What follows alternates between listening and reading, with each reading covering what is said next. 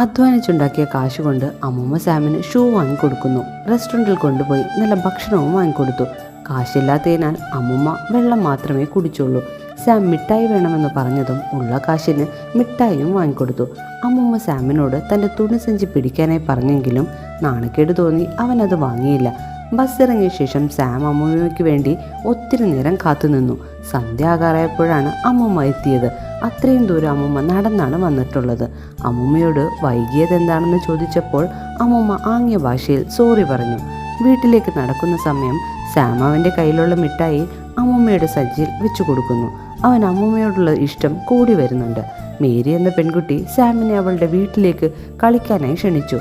സാമിനുണ്ടായ സന്തോഷം പറയാനുണ്ടോ? എത്ര ഒരുങ്ങിയിട്ടും അവന് മതിയായില്ല. അമ്മൂമ്മയോട് മുടി സ്വല്പം വെട്ടാനായി പറഞ്ഞു. വെട്ടിക്കഴിഞ്ഞപ്പോൾ സാമിന് അത് കണ്ട് ദേഷ്യം വന്നു. എങ്കിലും അവൻ മുടി മറിച്ചിട്ടാണെങ്കിലും ഒരുങ്ങി